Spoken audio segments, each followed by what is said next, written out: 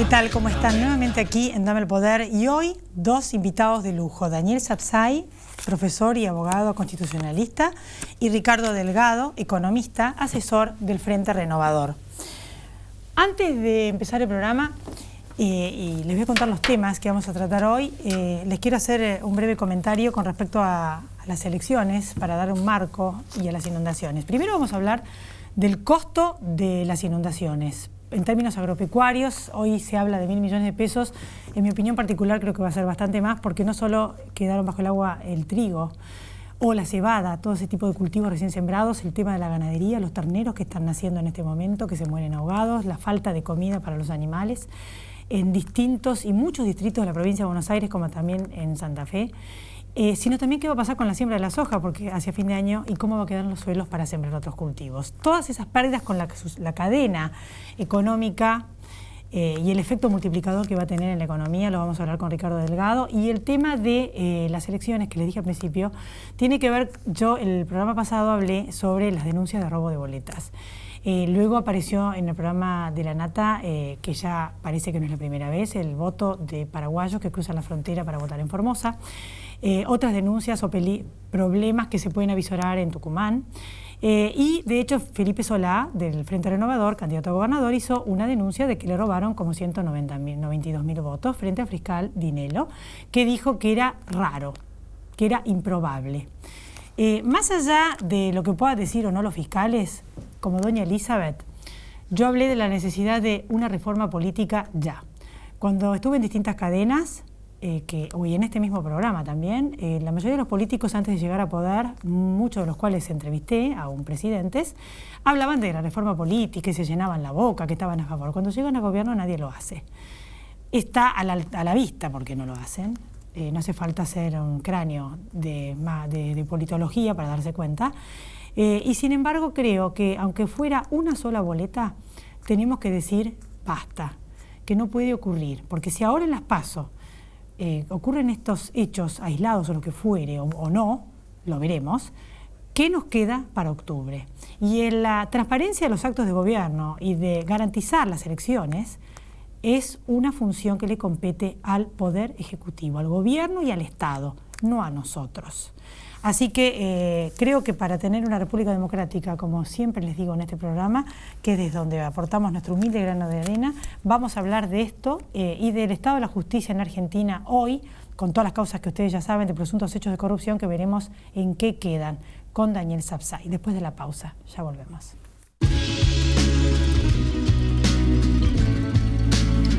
Crecer es brindar oportunidades. Crecer es motivar el desarrollo de la gente. Crecer es promover la cultura y el deporte. Queremos seguir creciendo junto a vos. Banco Ciudad. Te quiere ver crecer. 0822 20400. bancociudad.com.ar. Hay algo que con los años me quedó claro. Para llegar lejos necesitas la tranquilidad de tener todo asegurado y yo activo esa tranquilidad con Provincia Seguros. Hacé como Marcelo y confía en Provincia Seguros. Provincia Seguros, una empresa del Grupo Provincia. Aquí estamos entonces con Ricardo Delgado, economista, pero antes de hablar de economía, gracias por venir. Por favor, un gusto. Y justamente Felipe Solá presentó esta denuncia. ¿Qué es lo que pasó?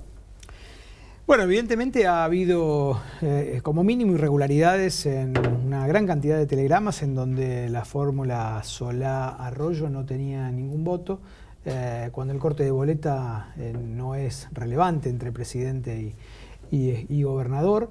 Y me parece, Elizabeth, que lo interesante y lo importante, creo yo, es que este tipo de denuncias finalmente terminen siendo investigadas en profundidad, con seriedad, con profesionalismo, porque finalmente es la manera en donde la democracia se fortalece. Después de más de 30 años de democracia, creo que son estas cosas las que no tienen que seguir pasando en la Argentina y por supuesto abre enormes dudas de este prehistórico sistema electoral que seguimos teniendo en la Argentina, que son estas listas sábanas que llegan en algunos casos a 1 metro en algunos lugares de la provincia de Buenos Aires. Bueno, si llegan al poder en algún momento, entonces esto queda grabado. Espero que algún día los políticos lo cumplan, de la reforma política que tanto prometen. Yo creo que en realidad la sociedad avanza a una velocidad incluso mayor y eso es bueno porque pone a la política ante la necesidad y ante el espejo de verse en una realidad muy distorsionada, y en consecuencia van a tener que actuar, y esto me parece que es muy bueno. Ya pasó en la ciudad de Buenos Aires y es bienvenido. Me parece que ahora lo que viene para el 2017 es ese cambio con voto electrónico, con boleta electrónica, para poder cristalizar y poder transparentar esta situación. Ojalá. El costo de las inundaciones, ¿qué evaluaron ustedes? A ver, se han conocido estos números de 1.000 millones de pesos para algunos sectores de la actividad primaria. Yo creo que si a esos le sumamos básicamente el comercio, los servicios, en el casi 25% de los municipios bonaerenses, 25%, un cuarto de los municipios, de más de 130 municipios en la provincia de Buenos Aires, han estado bajo el agua o siguen estando. El impacto sobre los servicios y sobre el comercio va a ser todavía mayor.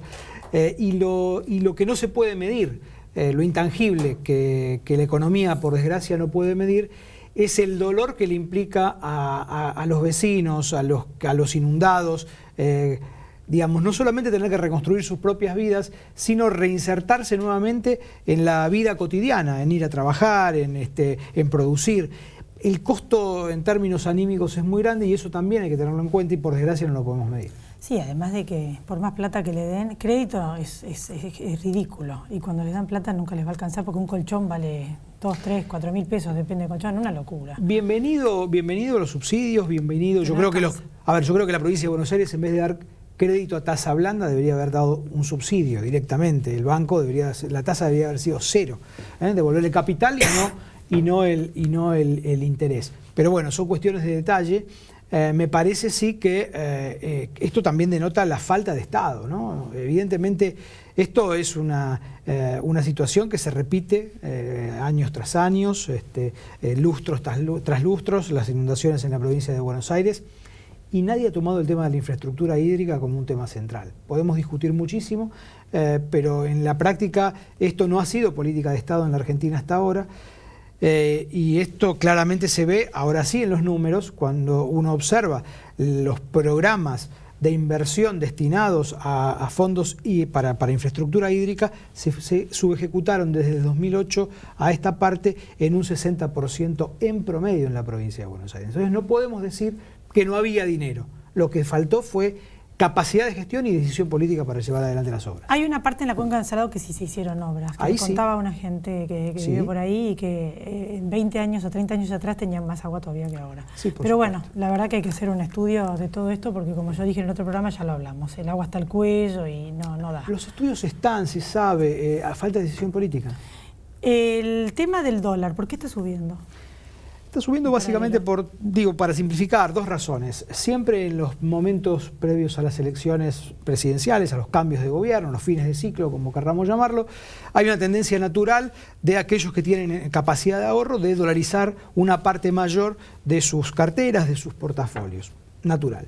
A esto, en el 2015 le agregamos muchos pesos en circulación. Hay un banco central que está ya haciendo funcionar la famosa maquinita de emisión de pesos a una velocidad realmente muy importante, de más de 40% por año, básicamente porque el Tesoro es una especie de barril sin fondo, en donde el gasto público crece sensiblemente más que la recaudación, que son los ingresos genuinos que tiene este Estado y cualquier Estado, y por eso es lo que estamos viviendo hoy. Muchos pesos en circulación, pocos dólares. Se acaba además la época en donde los exportadores liquidan sus dólares, porque ya el sector primario, el campo ha vendido toda la soja, sobre todo la soja, y ahora empezamos en esta última parte del año la sequía en términos estructurales de liquidación de dólares comerciales, como se le llama. Esa es una combinación que me parece que vamos a seguir viendo estos movimientos espasmódicos del dólar, con mucha volatilidad y sobre todo con incertidumbre. ¿Por qué? Porque las recetas que los dos de los tres principales candidatos a presidente están planteando para resolver este problema o son tibias o son poco practicables, y la gente tiene miedo. Y esto me parece que también empieza a verse en el precio del dólar. Una persona que se da cuenta que se está emitiendo mucho más de lo que en realidad existe genuinamente de reservas, diríamos, se da cuenta que en algún momento esa ecuación no va a cerrar. Diríamos, ¿cuál es el punto de desequilibrio? ¿Se puede manejar y hasta por cuánto tiempo esta emisión descontrolada sin respaldo? O sea, ¿en qué momento hace un quiebre? ¿Es voluntario o se puede producir un cimbronazo inmanejable? A ver, sí, estamos en una economía de lo que los economistas llamamos filo de navaja. Estamos caminando en el borde del precipicio, en donde cualquier error, cualquier paso en falso nos puede disparar hacia cualquier lado, y esos cualquier lado significan problemas profundos, crisis y demás. Yo no veo que esto suceda de aquí a la entrega del gobierno, esto hay que decirlo con toda claridad, básicamente porque hay una parte importante de los argentinos que creen que es muy difícil, como vos decís, continuar con este modelo más allá de diciembre de este año. Ahora bien, dicho esto, también hay que decir que no vemos de parte, sobre todo de el candidato oficialista, propuestas muy concretas acerca de cómo resolver este intríngulo entre la situación fiscal que se está desmadrando. Vamos allá a heredar un déficit fiscal bien medido del orden de los 6 puntos del PBI, es un número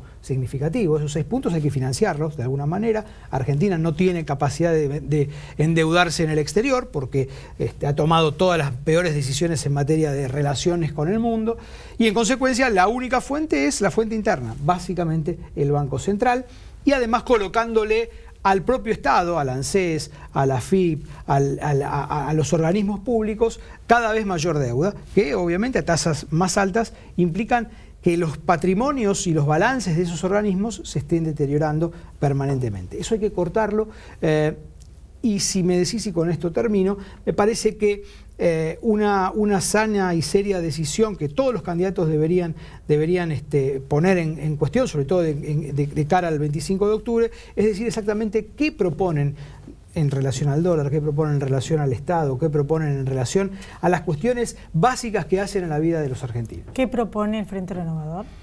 Varias cosas. Nosotros hemos dicho que del cepo hay que salir, y hay que salir rápido, pero no en 24 horas como propone Macri. Nosotros decimos 100 días. 100 días para poner figurativamente un trimestre y algo más. En el primer trimestre del 2016 la Argentina tiene que desmantelar lo que es el cepo cambiario, básicamente para permitirle a aquellos que importan para producir en la Argentina que lo puedan hacer.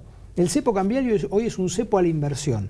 Aquella pyme bonaerense o en Salta o en Mendoza que necesita un insumo, una parte, una materia prima importada para producir y generar valor agregado en la Argentina, con empleo argentino, hoy no lo puede hacer porque el Banco Central no tiene los dólares y no se los da. Y eso es no actividad económica, con lo cual efectos sobre el empleo, efectos sobre la inversión. Pero además hacia afuera, y cuando digo hacia afuera también digo los argentinos que fugaron dólares, que también están afuera. Digo, aunque no estén afuera, estén en los colchones. Si ven que el Estado no les deja retirar sus dólares libremente y moverse libremente con dólares, no van a ingresar dólares.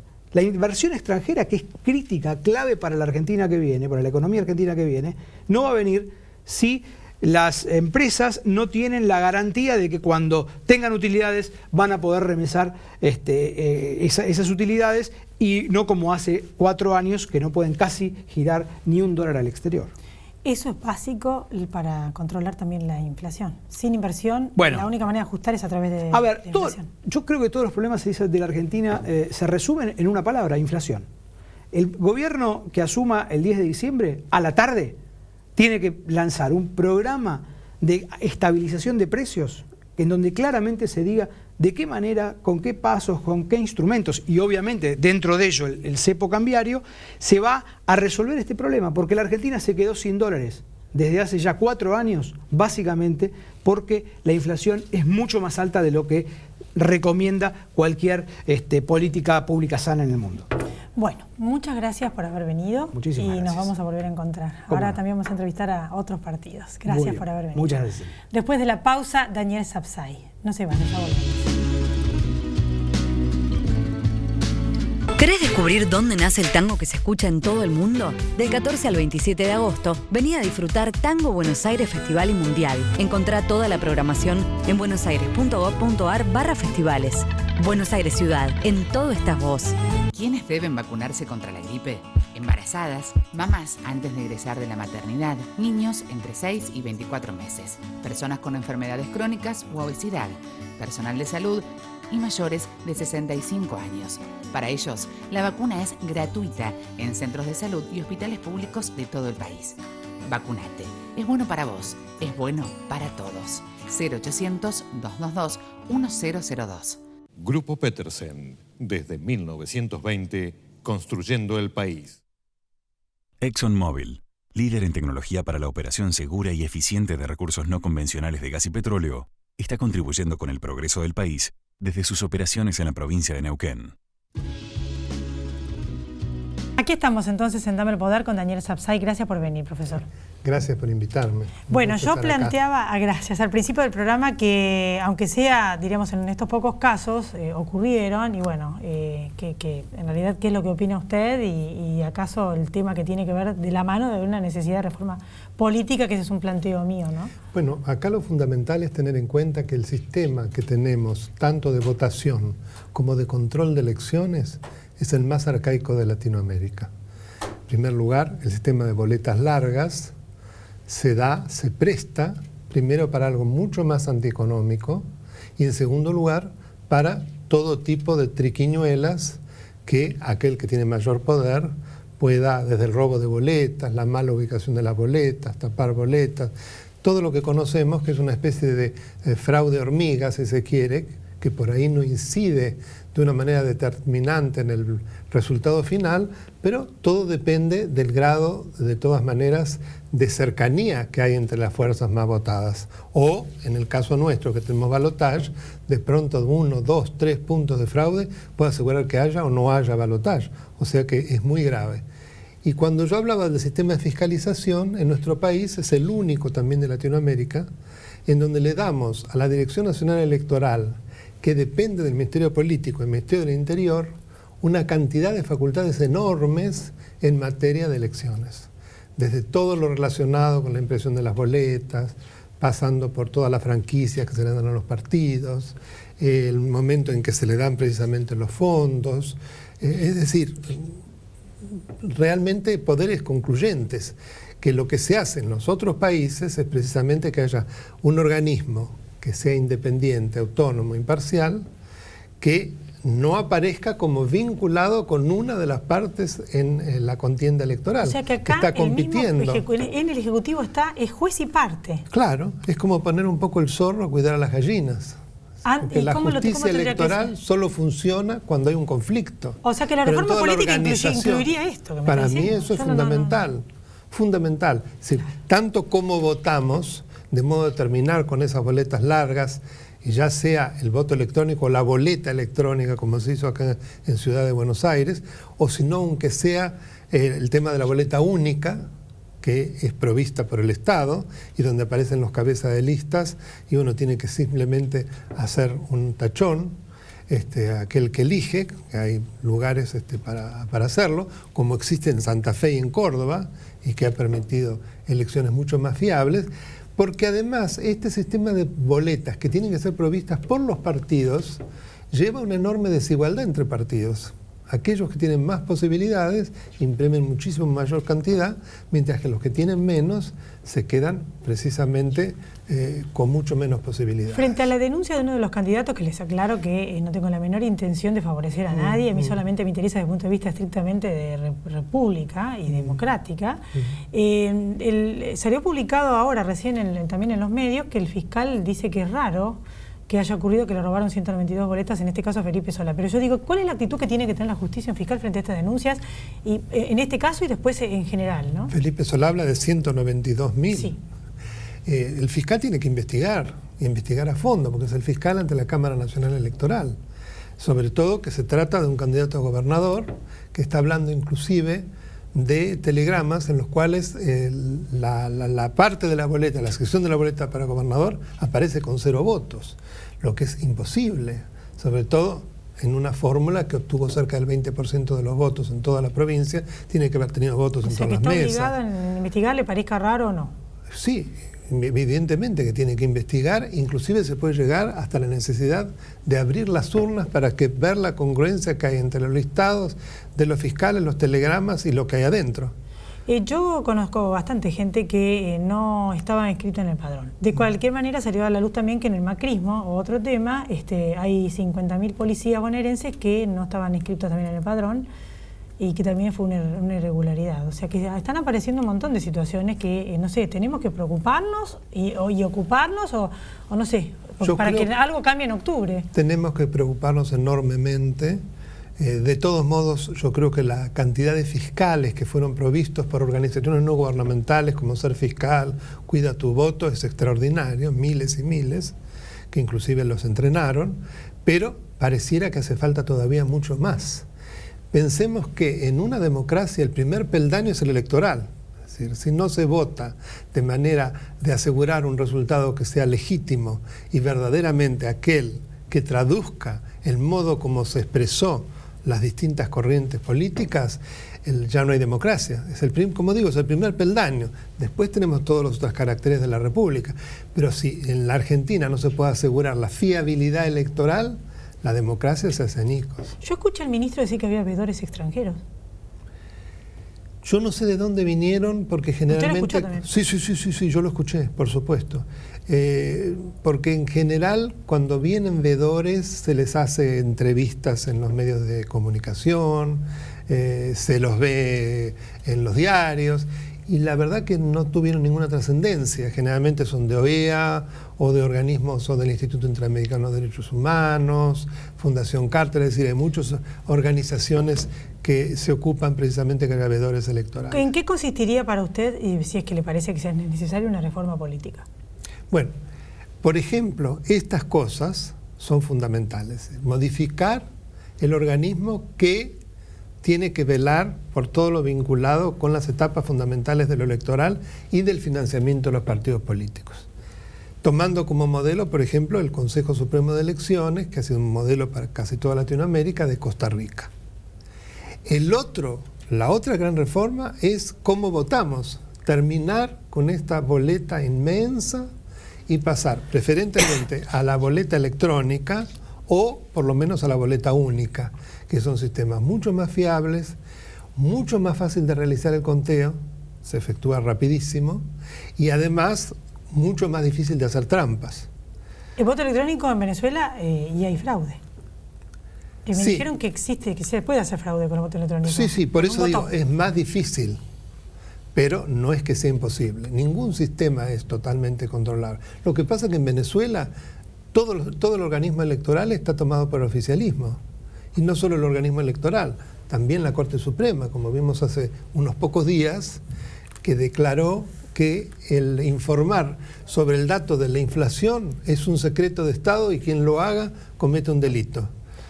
Cambiando de tema, cuando cambia el gobierno, con estos jueces que sacaron y todas estas causas de presuntos hechos de corrupción, en líneas generales, ¿no? ¿Pueden volver a reponerlos? ¿Pueden volver a retomarse las causas o todo va a quedar en la nada? Bueno, yo creo que es muy importante tener en cuenta el concepto, por ejemplo, de sentencia írrita o fraudulenta. Es decir, son aquellas sentencias que tienen vicios tan graves que no hacen cosa juzgada. Esta es una jurisprudencia que ha sido sentada tanto por la Corte Interamericana de Derechos Humanos como por la Corte Suprema, en hechos excepcionales. Por ejemplo, si sobre un determinado hecho no se produce la prueba fundamental para llegar a demostrar la verdad de la cuestión, el tema del enriquecimiento en matrimonio Kirchner fue un caso típico. Si los fiscales que estaban obligados a apelar esa sentencia no lo hacen, evidentemente estos son vicios muy graves. O si la sentencia, en cualquier otro caso, ha sido claramente contra derecho, bueno, son vicios también gravísimos. El otro tema es lo vinculado con los jueces, sin duda. Tanto desde el Consejo de la Magistratura, que está dominado por el oficialismo, que es el peor de los mundos, porque tiene que ser un organismo imparcial, que se ocupa nada menos que de la selección de los magistrados y de iniciar la remoción de magistrados. Si en última instancia esa decisión queda en manos del oficialismo, ese organismo técnico que se quiso crear en la reforma del 94 desaparece. y tenemos un organismo altamente politizado. Así que ahí, la ley del Consejo de la Magistratura es fundamental revisarla y lograr un equilibrio real entre las distintas representaciones, donde la representación política sea mucho menor. Si no, caemos al sistema anterior, que precisamente es el que se criticaba por falta de imparcialidad. O sea que por lo que usted me está diciendo, hay algunos casos en los que se van a poder retomar, pero hay otros que no. Evidentemente, no se puede hacer de manera genérica. Habría que ver en aquellos casos, que son casos excepcionales, en donde claramente se ve una voluntad de asegurar la impunidad a algún funcionario público. Ahora, por ejemplo, se rechazó trasladar a Río Gallegos el expediente de Otesur. Bueno, y eso queda en manos del juez Rafecas. Una buena decisión, porque evidentemente era una violación clarísima a la jurisdicción territorial. Además, sabemos muy bien que si iba precisamente a la justicia de Santa Cruz, no hace falta que le comente qué es lo que hubiese ocurrido. Ya tenemos el caso de los terrenos de Calafate, que se están investigando por la sobrina de la presidenta de la Nación, la fiscal Mercado, para poner un caso. Entonces, esto me parece un paso muy importante. Es la Cámara Federal de Comodoro Rivadavia y ha actuado. Ahora, esto se ha mandado al juez Rafecas. El juez Rafecas también es un juez que está sumamente cuestionado. Recordémoslo con lo que pasó en el caso de la denuncia del fiscal Nisman, a pesar de que dos fiscales, Policita y Moldes, la habían avalado. Y él la rechazó con una velocidad impresionante y directamente sin abrir ninguno de los medios de prueba, que eran cantidad, que no solo era por el fiscal Nisman, sino también por los otros dos colegas de él. Expresamente se estaba solicitando que se investigara. Entonces, bueno, esperemos que el fiscal, que el doctor Rafecas, el juez Rafecas, juez federal Rafecas, en este caso pueda ser más ecuánime. Sobre todo que también la semana pasada tuvo una decisión importante, que es precisamente el aceptar la prueba que se consiguió con el allanamiento en Santa Cruz. Yo lo único que espero es que algún día los tiempos de la justicia no vengan de la mano de los tiempos de la política. Bueno, eso es fundamental. Gracias. Y que la justicia sea rápida. Gracias a usted. Nos volvemos a encontrar la próxima semana, aquí en Dame el Poder. Y a ustedes también. Gracias por haber estado ahí.